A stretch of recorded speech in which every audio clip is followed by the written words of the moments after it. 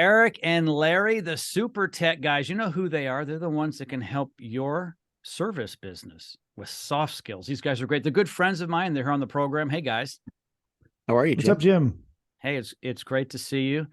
Hey, we've had you on the program before, and we've talked about in the past who you guys are, where you came from. But what a lot of people want to know when they're working with someone, because you guys work with home service professionals to help them, especially on soft skills.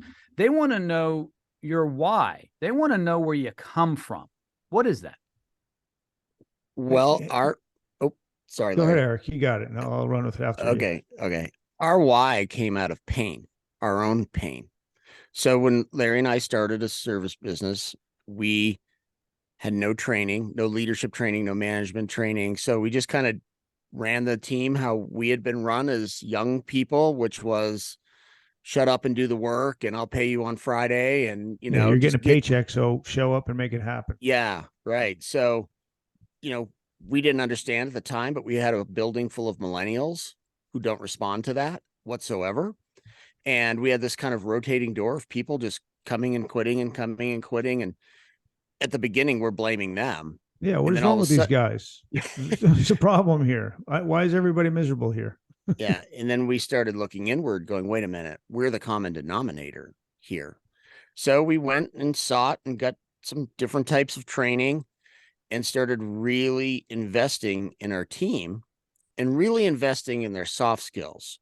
Yeah, Eric got trained, Maxwell certified, and he came back and he was training these guys some of the skills that he learned in the Maxwell course. It wasn't working, and he went home one weekend with his family, took a vacation, and he came back and he said, "I have an idea," and he changed the Maxwell skills that he had there, and he kind of twisted it to blue collar towards these technicians so it would connect with them. And he started training them in ways that helped them, personal development, in-home behavior, ways that were connecting with them.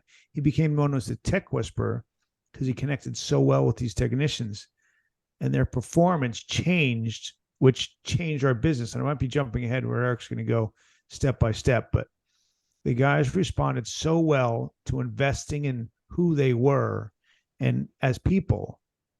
And that was what the big game changer was. Is that what you agree with, Eric? Yeah. I mean, what it really started with, Jim, was we were having problems.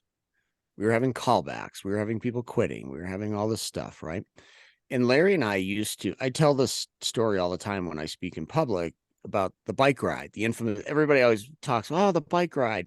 So Larry and I, every Tuesday and Thursday, our like management meeting for the two of us is we would go for a bike ride, right? It's less stressful. It's more fun. And we would just, on a road bike, you're just talking.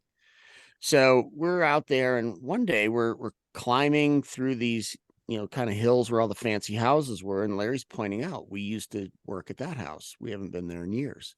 We used to work at that $5 million house. What happened to those people? We used to work at this $2 million house. Where did that person go?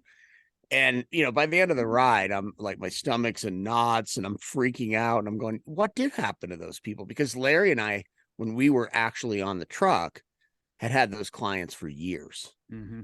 So the next day after everybody was out the door, I sat down with the office team and I said, let's listen to every callback we've had in the last 6 months. And almost every single call had nothing to do with the technical ability of our people.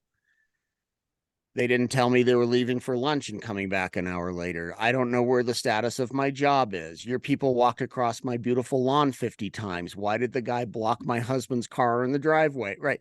And we're just hearing all these things that maybe to the three of us are common sense, but our team were young, generally male, generally didn't like school that much. And a lot of them came from maybe not great neighborhoods and not great families. We realized the only thing different between them and us, because they were actually better technicians than Larry and I were, technically, we had to train them on the soft skills to be able to serve the client better if we were going to grow our business. And that's where it came from. Yeah. And that's a great story. And guys, we're going to conclude this podcast, but we are going to talk about what soft skills are in a subsequent one. How does that sound? Sounds good. Perfect.